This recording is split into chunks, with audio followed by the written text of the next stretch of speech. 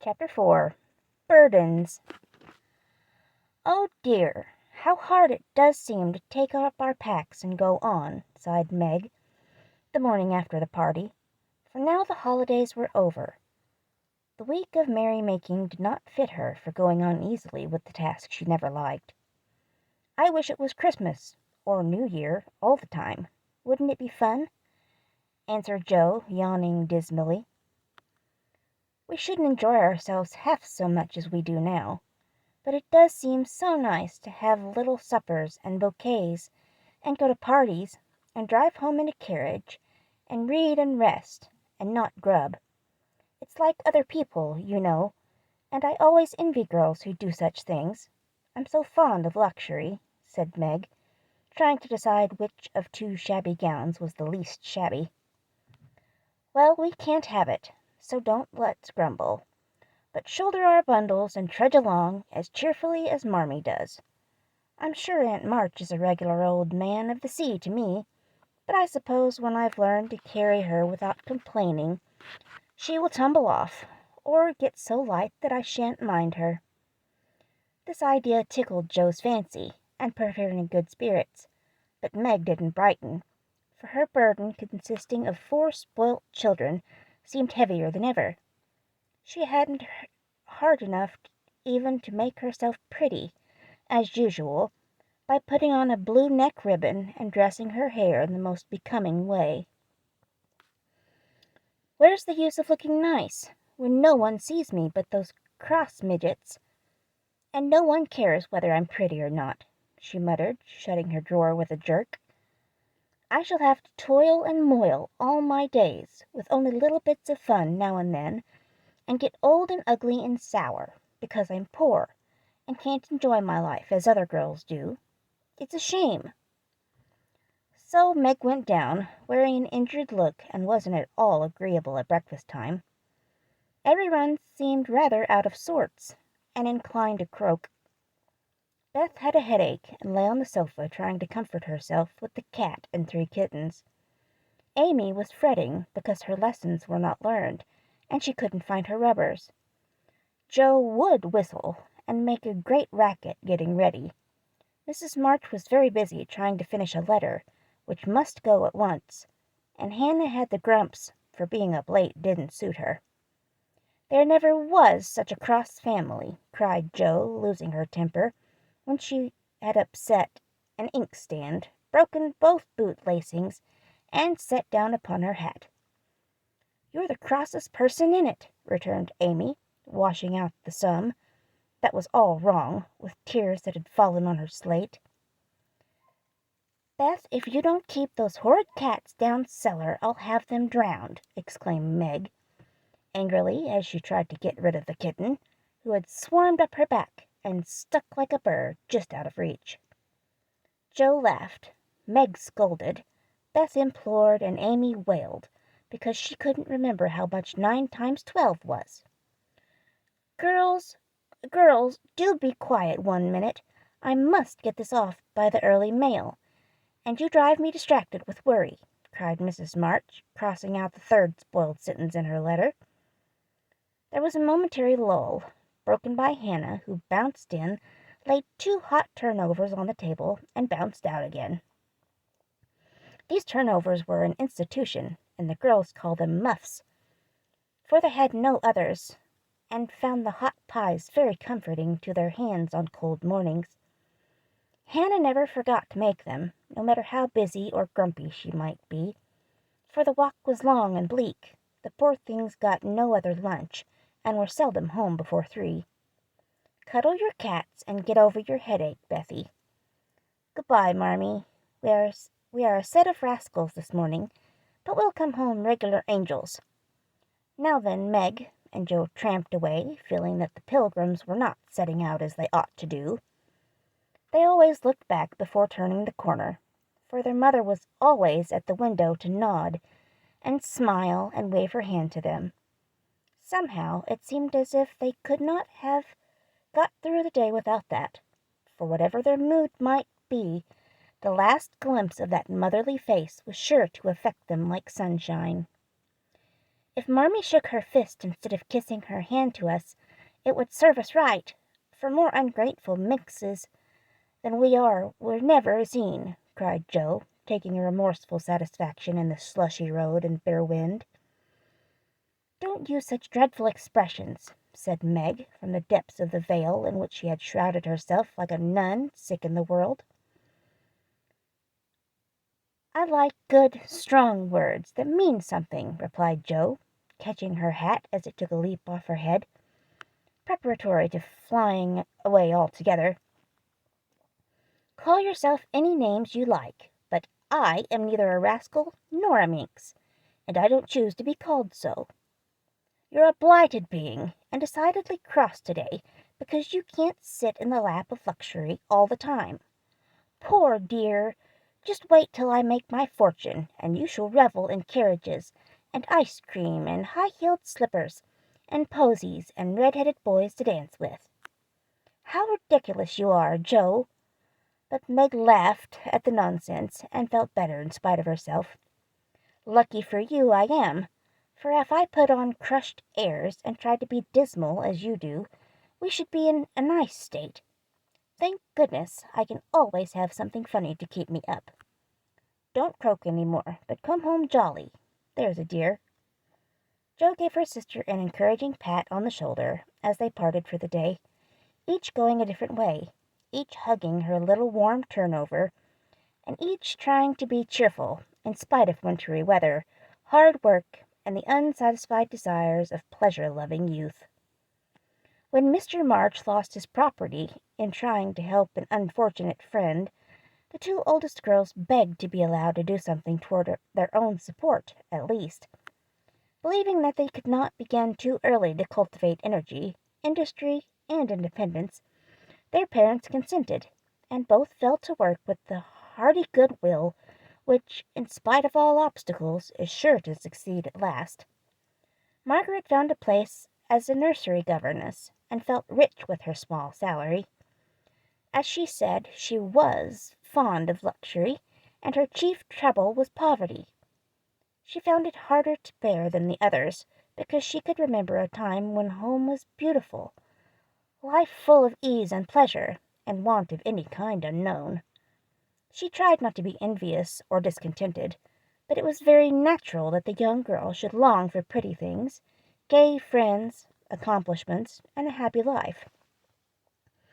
At the King's she daily saw all she wanted, for the children's older sisters were just out, and Meg caught frequent glimpses of dainty ball dresses and bouquets, heard lively gossip about theatres, concerts, sledding parties, and merry-makings of all kinds, and saw money lavished on trifles which would have been so precious to her.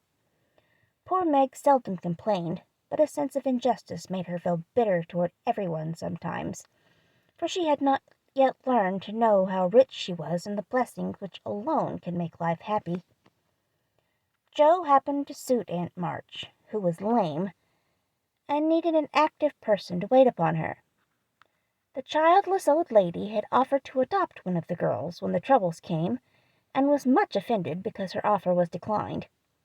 Other friends told the Marches that they had lost all chance of being remembered in the rich old lady's will, but the unworldly Marches only said, "We can't give up our girls for a dozen fortunes. Rich or poor, we will keep together and be happy in one another." The old lady wouldn't speak to them for a time, but, happening to meet Joe at a friend's, something in her comical face and blunt manners struck the old lady's fancy, and she proposed to take her for a companion. This did not suit Joe at all, but she accepted the place, since nothing better appeared, and, to everyone's surprise, got on remarkably well with her irascible relative. There was an occasional tempest, and once Joe had marched home, declaring she wouldn't bear it any longer, but Aunt March always cleared up quickly, and sent her back again with such urgency that she could not refuse, for in her heart she rather liked the peppery old lady. I suspect that the real attraction was a large library of fine books, which Joe was left to dust and spiders since Uncle March died. Joe remembered the kind old gentleman who used to let her build railroads and bridges with his big dictionaries, tell her stories about the queer pictures in his Latin books, and buy her cards of gingerbread whenever he met her in the street. The dim, dusty room, with the busts staring down from tall bookcases and cozy chairs, the globes, and, best of all, the wilderness of books, in which she could wander where she liked, made the library a region of bliss to her. The moment Aunt March took her nap or was busy with company, Jo hurried to this quiet place, and, curling herself up in the big chair, devoured poetry, romance, history, travels, and pictures like a regular bookworm.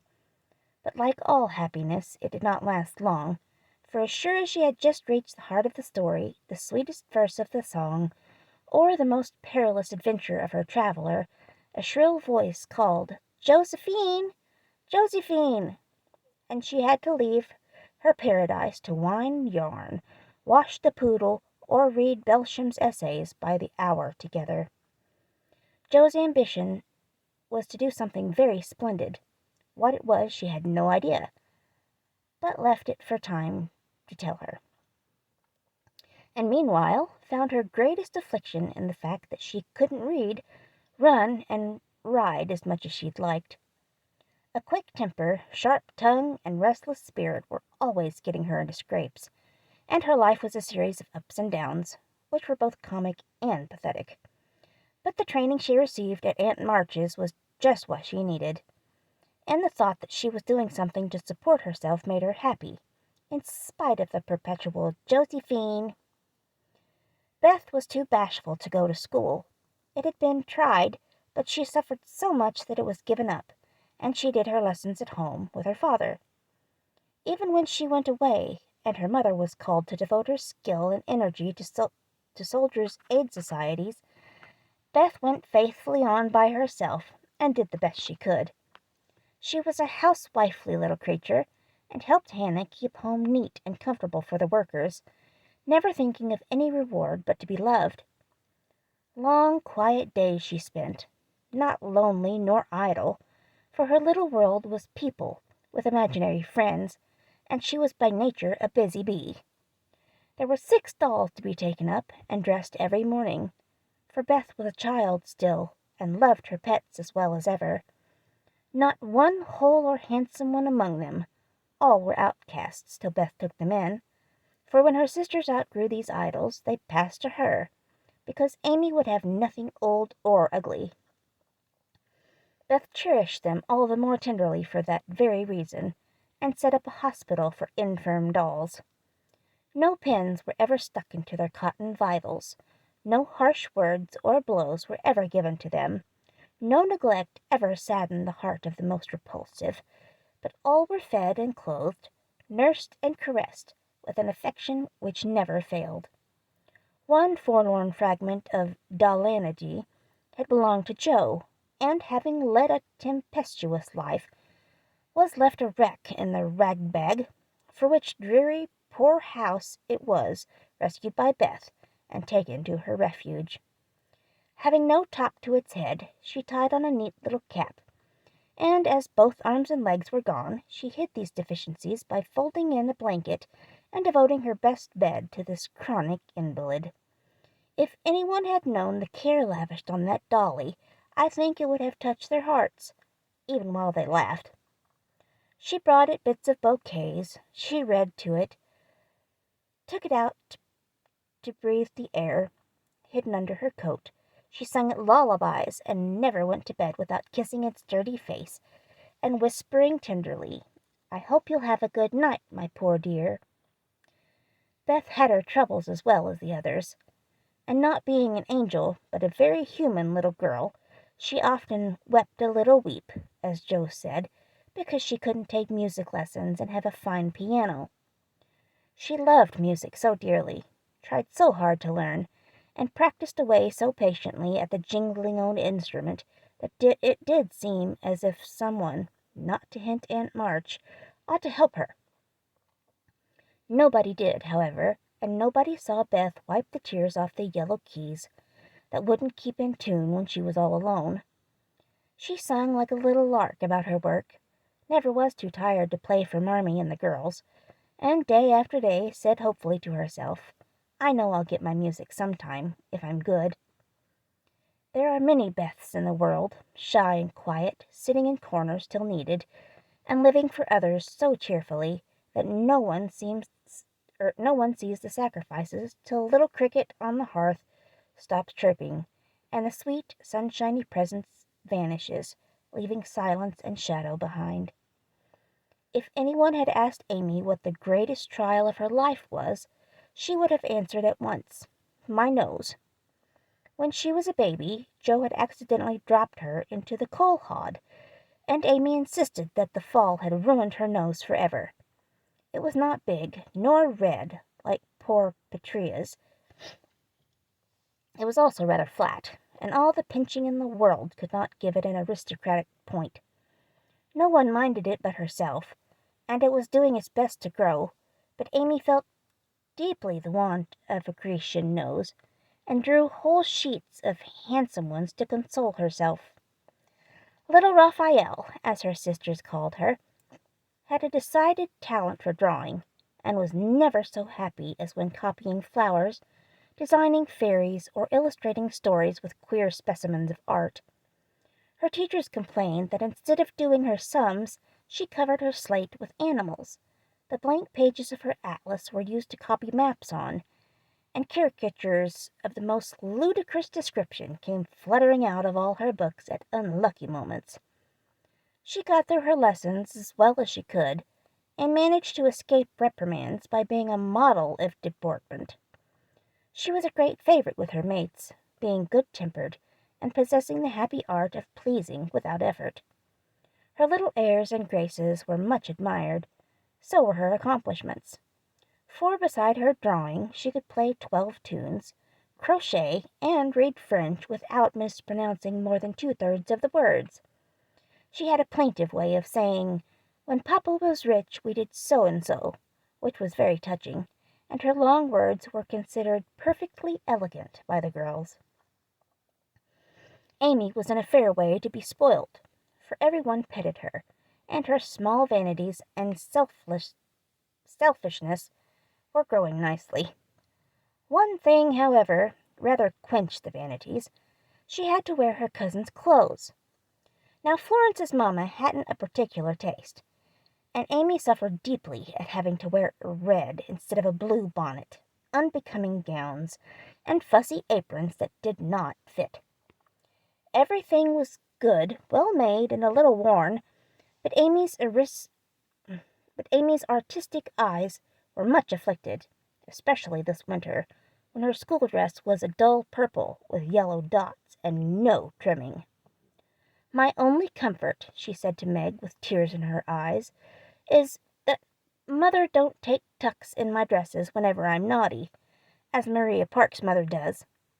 My dear, it's really dreadful, for sometimes she is so bad her frock is up to her knees, and she can't come to school. When I think of this degradation, I feel that I can bear even my flat nose and purple gown with yellow skyrockets on it." Meg was Amy's confidant and monitor, and by some strange attraction of opposites, Joe was gentle Beth's. To Joe alone did the shy child tell her thoughts, and over her big, harum-scarum sister, Beth unconsciously exercised more influence than any one in the family. The two older girls were a great deal to each other, but both took one of the younger into their keeping, and watched over them in their own way. "Playing mother," they called it, and put their sisters in the places of discarded dolls, with the maternal instinct of Little Women. "Has anybody got anything to tell? It's been such a dismal day, I'm really dying for some amusement," said Meg, as they sat sewing together that evening. "I had a queer time with Aunt today, and as I got to the best of it, I'll tell you about it," began Joe, who dearly loved to tell stories. "I was reading that everlasting Belsham, and droning away, as I always do, for Aunt soon drops off. And then I take out some nice book and read like fury till she wakes up. I actually made myself sleepy, and before she began to nod, I gave such a gape that she asked me what I meant by opening my mouth wide enough to take a whole book in at once. I wish I could, and be done with it, said I, trying not to be saucy. Then she gave me a long lecture on my sins, and told me to sit and think them over while she just lost herself for a moment. She never finds herself very soon, so the minute her cap began to bob, like a top-heavy dahlia, I whipped the Vicar of Wakefield out of my pocket and read away, with one eye on him and one on Aunt. I'd just go where they all tumbled into the water, when I forgot and laughed out loud. Aunt woke up, and being more good-natured after her nap, told me to read a bit, and show what frivolous work I preferred to the worthy and instructive Belsham.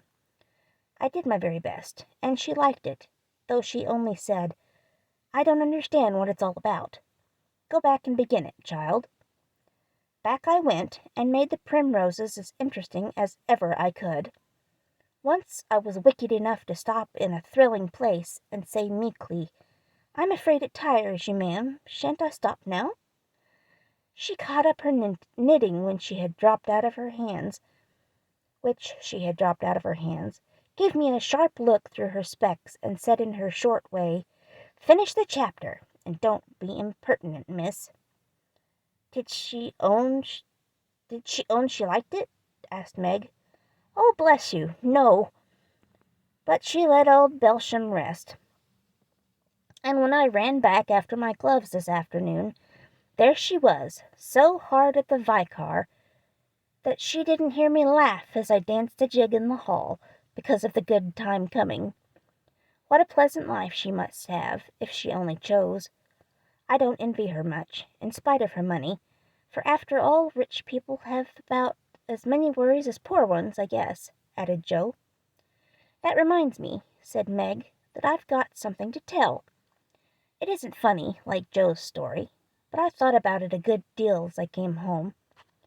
At the King's today I found every one in a flurry, and one of the children said that her oldest brother had done something dreadful, and Papa had sent him away.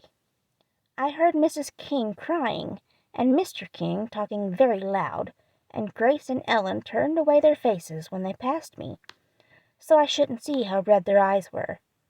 I didn't ask any questions, of course, but I felt so sorry for them, and was rather glad I hadn't any wild brothers to do wicked things and disgrace the family. I think being disgraced in school is a great deal tryinger than anything bad boys can do," said Amy, shaking her head, as if her experience of life had been a deep one. "Susie Perkins came to school today with a lovely red carnelian ring. I wanted it dreadfully, and wished I was her with all my might. Well, she drew a picture of Mr. Davis, with a monstrous nose and a hump, and the words, 'Young ladies, my eye is upon you,' coming out of his mouth in a balloon thing. We were laughing over it when all of a sudden his eye was on us, and he ordered Susie to bring up her slate. She was paralyzed with fright, but she went, and oh, what do you think he did? He took her by the ear! The ear! Just fancy how horrid! And led her to the recitation platform, and made her stand there half an hour, holding that slate so everyone could see." "Didn't the girls shout at the picture?" asked Joe, who relished the scrape. "Laugh? Not a one. They sat as still as mice, and Susie cried quarts, I know she did. I didn't envy her then, for I felt that millions of carnelian rings wouldn't have made me happy after that. I never should have got over such an agonizing mortification." And Amy went on with her work in proud consciousness of virtue, and the successful utterance of 2 long words in a breath. "I saw something I liked this morning, and I meant to tell it at dinner, but I forgot," said Beth, putting Joe's topsy-turvy basket in order as she talked. "When I went to get some oysters for Hannah, Mr. Lawrence was in the fish shop, but he didn't see me, for I kept behind a barrel, and he was busy with Mr. Cutter, the fishman. A poor woman came in with a pail and a mop, and asked Mr. Cutter if he would let her do some scrubbing for a bit of fish, because she hadn't any dinner for her children, and had been disappointed of a day's work. Mr. Cutter was in a hurry, and said "No" rather crossly, so she was going away, looking hungry and sorry, when Mr. Lawrence hooked up a fish with the crooked end of his cane and held it out to her. She was so glad and surprised she took it right in her arms, and thanked him over and over. He told her to go along and cook it, and she hurried off, so happy. Wasn't it nice of him? Oh, she did look so funny, hugging the big slippery fish, and hoping Mr. Lawrence's bed in heaven would be aisy. When they had laughed at Beth's story, they had their mother for one, and after a moment's thought she said soberly, "As I sat cutting out blue flannel jackets today at the rooms, I felt very anxious about father, and thought how lonely and helpless we should be if anything happened to him. It was not a wise thing to do, but I kept on worrying till an old man came in with an order for some things. He sat down near me, and I began to talk to him, for he looked poor, and tired, and anxious. 'Have you sons in the army?' I asked, for the note he brought was not to me. 'Yes, ma'am. I had 4, but 2 were killed. One is a prisoner, and I'm going to the other, who is very sick in a Washington hospital,' he answered quietly. 'You have done a great deal for your country, sir,' I said, feeling respect now instead of pity. 'Not a mite more than I ought, ma'am. I go myself if I was any use. As I ain't, I give my boys, and give 'em free.' He spoke so cheerfully, looked so sincere, and seemed so glad to give his all, that I was ashamed of myself. I'd given 1 man, and thought it too much, while he gave 4 without grudging them. I had all my girls to comfort me at home, and his last son was waiting, miles away, to say good-bye to him, perhaps. I felt so rich, so happy, thinking of my blessings, that I made him a nice bundle, gave him some money, and thanked him heartily for the lesson he had taught me. 'Tell another story, mother, one with a moral to it, like this.' 'I like to think about them afterwards, if they are real, and not too preachy,' said Joe, after a minute's silence. Mrs. March smiled, and began at once, for she had told stories to this little audience for many years, and knew how to please them. 'Once upon a time there were 4 girls who had enough to eat, and drink, and wear, a good many comforts and pleasures, kind friends and parents, who loved them dearly, and yet they were not contented.' Here the listeners stole sly looks at one another, and began to sew diligently. These girls were anxious to be good, and made many excellent resolutions, but somehow they did not keep them very well, and were constantly saying, 'If only we had this, or if we could only do that,' quite forgetting how much they already had, and how many pleasant things they actually could do. So they asked an old woman what spell they could use to make them happy, and she said, 'When you feel discontented, think over your blessings and be grateful.' Here Joe looked up quietly, as if about to speak, but changed her mind, seeing that the story was not done yet. Being sensible girls, they decided to try her advice, and soon were surprised to see how well off they were. One discovered that money couldn't keep shame and sorrow out of rich people's houses.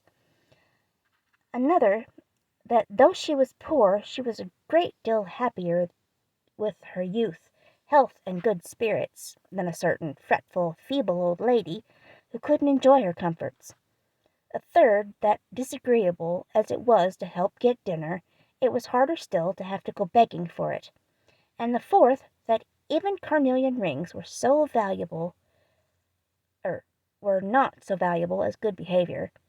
So they agreed to stop complaining, to enjoy the blessings already possessed, and try to deserve them, lest they should be taken away entirely instead of increased. And I believe they were never disappointed, or sorry that they took the old woman's advice. 'Now, Marmee, that is very cunning of you to turn our own stories against us, and give us a sermon instead of a spin,' cried Meg. "I like that kind of sermon. It's the sort Father used to tell us," said Beth thoughtfully, putting the needle straight on Joe's cushion. "I don't complain near as much as the others do, and I shall be more careful than ever now, for I've had warning from Susie's downfall," said Amy morally. We needed that lesson, and we won't forget it. If we do, you just say to us as old Chloe did in Uncle Tom, 'Tink ober your mercies, chillun, tink ober your mercies,'" added Joe, who could not for the life of her help getting a morsel of fun out of the little sermon, though she took it to heart as much as any of them.